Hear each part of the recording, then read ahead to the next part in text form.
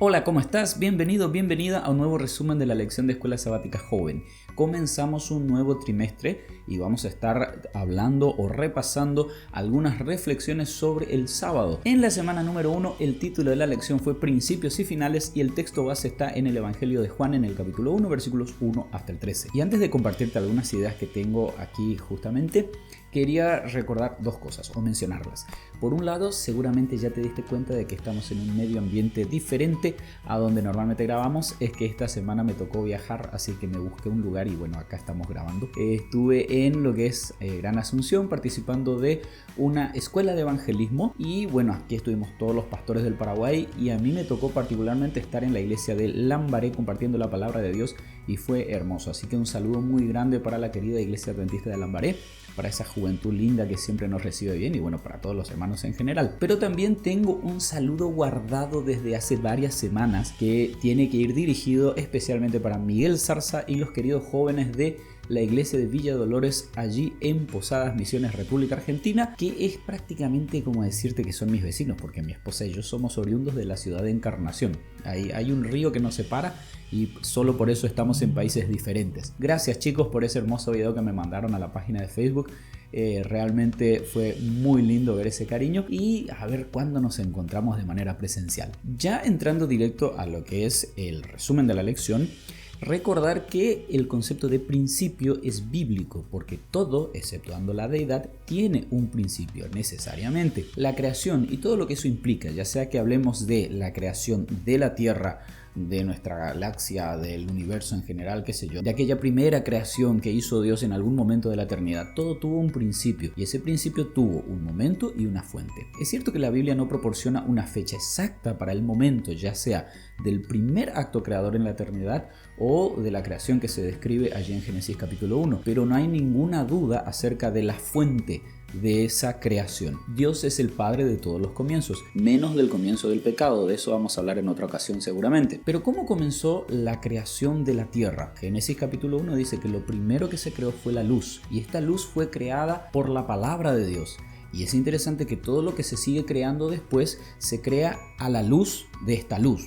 Perdón, no sabía cómo expresar esta idea, pero sí entendés lo que te quiero decir, ¿verdad? Podríamos establecer un paralelo entre que la luz es equivalente a la palabra, lo cual tiene implicaciones muy profundas para cualquier seguidor de Dios. Podríamos preguntarnos si en nuestra limitada capacidad creativa nosotros seguimos también el modelo de creación de Dios, ya sea que hablemos de la creación o de un proyecto de vida que puede involucrar aspectos como la educación, el romance, el matrimonio, las finanzas, la profesión, la jubilación, en fin. ¿Colocamos nosotros la palabra como el fundamento para emprender estas actividades creativas? Cada aspecto de nuestra vida que de una u otra manera es un aspecto creativo, debería tener como punto de inicio la luz de la palabra de Dios. Por eso es que Proverbios capítulo 3 versículo 6 nos dice: ten presente al Señor en todo lo que hagas. Dios creó la luz, dice Génesis capítulo 1, y es interesante que después crea la vegetación, que se beneficia de la luz. A su vez la vegetación va a ser de beneficio ya sea para los animales, ya sea para el ambiente al producir oxígeno, va a ser de beneficio también para los seres humanos que serían creados después. Y al final de este proceso Dios crea el sábado o establece el sábado, y también esto es para beneficio de la humanidad, así dice Génesis capítulo 2 versículos 1 al 3. Pero hay una corriente dentro del cristianismo en general que argumenta que los 10 mandamientos eran solamente para los judíos. De allí que este argumento, valga la redundancia, también se utiliza para justificar guardar otro día que no sea el sábado, como el domingo, por ejemplo, adjudicándole esta característica de sábado del nuevo pacto, por utilizar una frase. Ahora, si haces un análisis cuidadoso de este argumento y te fijas en el texto bíblico, te vas a dar cuenta de que esto es una falacia. Entre paréntesis, una falacia es un argumento que no es un argumento. Éxodo capítulo 20, versículo 10 dice textualmente: no hagas en él, en el día sábado, obra alguna, ni tú, ni tu hijo, ni tu hija, ni tu siervo, ni tu criada, ni tu bestia, ni el extranjero que está dentro de tus puertas. Ahora, la inclusión en este mandamiento del extranjero es crucial. Los extranjeros estaban entre los israelitas, pero no eran parte del pueblo de Israel, básicamente porque ni siquiera eran circuncidados. ¿Te acordás que la circuncisión era como la señal del pacto, una señal física? entre Israel y Dios. Al no ser circuncidado, un extranjero no podía participar de la fiesta de la Pascua. Eso está en Éxodo capítulo 12, versículos 43 al 46. Y la Pascua sí era una ceremonia exclusiva de los israelitas y también temporal, porque si lees 1 Corintios capítulo 5, versículo 7, vas a darte cuenta de que esta Pascua termina en el Calvario. Allí es donde Jesús ya cumplió lo que ejemplificaba la Pascua, así que ya no hace falta guardar esta fiesta ceremonial. Y aquí hay un contraste que no podemos dejar de lado. La Pascua era un evento de características ceremoniales, era temporal, su aplicación era limitada, mientras que por otro lado el sábado es moral, eterno y de aplicación universal. Parafraseando a la escritora Elena de White en Patriarcas y Profetas, página 312, el sábado no era exclusivo para los israelitas, sin embargo se los honró a ellos como guardianes del sábado. Y si bien es cierto que hay muchas razones para justificar este pensamiento, es simplemente retroceder en el tiempo hasta el Jardín del Edén, mucho tiempo antes del evento del monte Sinaí, donde vas a ver que Dios presenta el sábado a la población mundial, es decir, a Adán y Eva, que era la población total en el momento de la creación de la humanidad. Este mandamiento moral expresa la propia justicia de Dios y no puede tener una restricción étnica o cultural. Es decir, yo no puedo decir, no, es que Dios le dio el sábado a fulanito y a fulanita que son de cierta etnia, eso ya no me corresponde a mí. Cualquiera que esté familiarizado con el mandamiento sobre el sábado, que está en Éxodo capítulo 20, versículos 8 al 11 y se repite después en Deuteronomio capítulo 5, escucha un eco de este mandamiento en Apocalipsis capítulo 14, versículo 7. Los tres ángeles de Apocalipsis 14 simbolizan la proclamación en el tiempo del fin. Y esta proclamación, empieza con un llamado a adorar al Dios creador. Fíjate allí en Apocalipsis capítulo 14, versículos 6 al 11.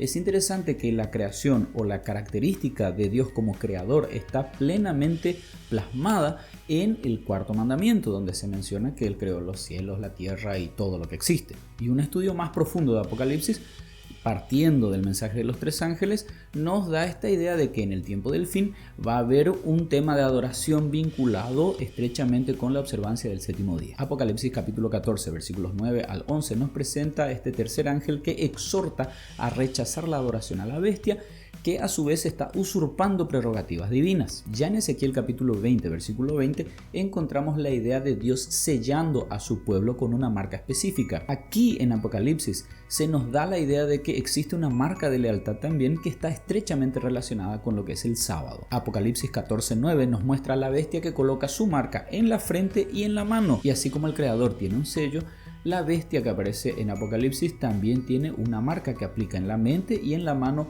como dice Apocalipsis 14:9. Ahora fíjate en esto, si la adoración en el tiempo del fin está asociada con la adoración al ser creador, o sea, a Dios, y el mandamiento del sábado es el mandamiento que nos explica justamente que Dios es creador, cuando hablamos de no observar el sábado en el tiempo del fin, mínimamente estamos hablando de deslealtad a Dios.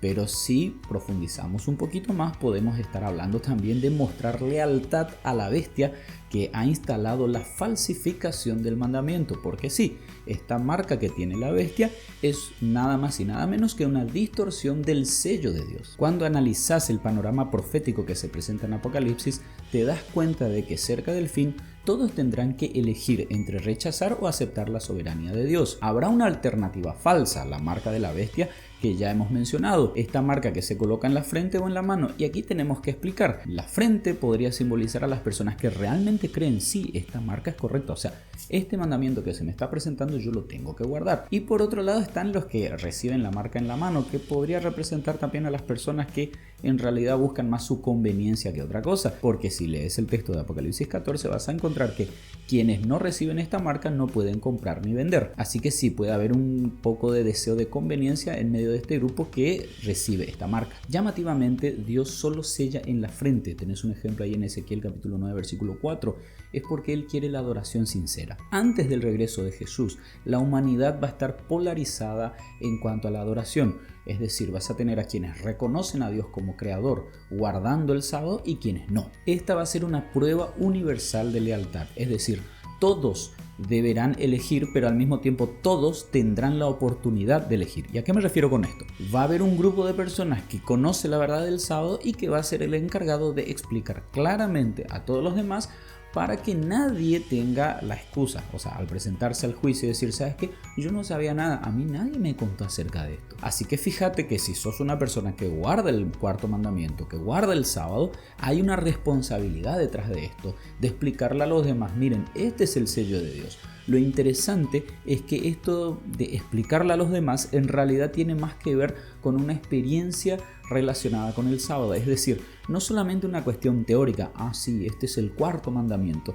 sino también una vivencia, disfrutar de todas las bendiciones que Dios asocia con el sábado a lo largo de su palabra. Y aquí necesariamente tengo que preguntarte, ¿cómo te está yendo con esto? ¿Cuál es tu experiencia de adoración en este día? Y no solo en este día, ¿verdad? Sino a lo largo de la semana. Pero ¿cómo es el sábado? La frutillita del postre de tu adoración y al mismo tiempo el punto de inicio para la semana que iniciará después. Porque de tu experiencia depende lo que puedas explicarle a los demás para que puedan prepararse para el regreso de Jesús. El cuarto mandamiento es considerado por los adventistas del séptimo día como la piedra angular cuando hablamos acerca de la creación de Dios. Repito, porque es el único mandamiento que definidamente declara, sí, Dios es creador de todo. Pero existen otros versículos que amplían un poco más nuestra comprensión del estatus divino en la creación. Por ejemplo, Colosenses capítulo 1, versículos 16 y 17, que es un texto interesante porque allí aparecen 4 veces ya sea la palabra todo o la expresión todas las cosas. La declaración de Pablo es que Dios lo creó todo. Parafraseando un poquito, creó lo físico, lo no físico, lo visible, lo invisible, es decir, todo.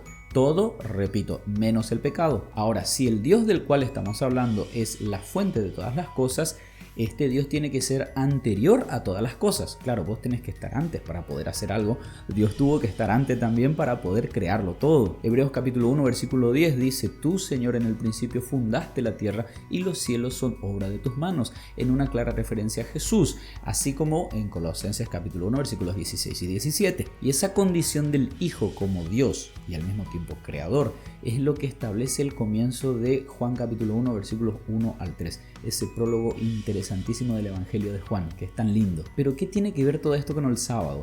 Bueno, tiene que ver mucho, o para no decir todo. Si vemos a Jesús como preexistente y como la fuente de la creación en Génesis, el mandamiento del sábado será un recordatorio también de la eternidad de Cristo. Claro, porque si Él es creador es porque estuvo antes, así que Él es eterno. Finalmente, de Jesús emanan la vida, la existencia, el tiempo, la eternidad. Por eso es que en Isaías capítulo 9, versículo 6 se lo llama Padre Eterno. En alguna versión dice Padre de la eternidad. De ahí que podemos decir que celebrar el sábado es celebrar la eternidad de Jesús. Es recordar que Él estuvo siempre, va a estar siempre y es Dios Todopoderoso. Y es por eso que esta gloriosa celebración continuará incluso en la eternidad, según textos como Isaías capítulo 66, versículo 23. Y como cada semana terminamos el repaso de nuestra lección leyendo algunas citas de Elena de White que vienen en el folleto. Específicamente esta semana estamos citando el libro El Evangelismo, páginas 227, 234 y 235. Yo te voy a leer solo un párrafo que me encantó realmente. Hemos de manifestar al mundo los puros, nobles y santos principios que han de distinguir del mundo al pueblo de Dios. En lugar de que el pueblo de Dios llegue a distinguirse cada vez menos definidamente de los que no guardan el sábado, han de hacer la observancia del sábado tan prominente que el mundo no pueda dejar de reconocer que son adventistas del séptimo día. Bueno, no sé qué más agregar a esto.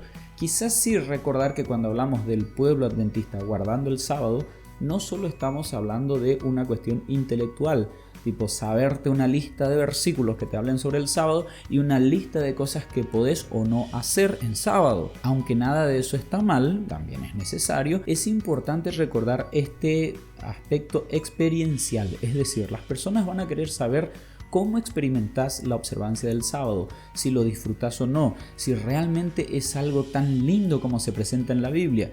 Si vos podés explicarle eso a las personas en base a una experiencia sincera con el Señor en el día sábado, entonces allí el sábado estará cumpliendo el objetivo tanto en tu vida como en la vida de las personas también. Así que, ¿qué te parece si aprovechamos este trimestre para seguir profundizando un poco más en lo que es el sábado, ver qué tenemos que cambiar, modificar, fortalecer o eliminar?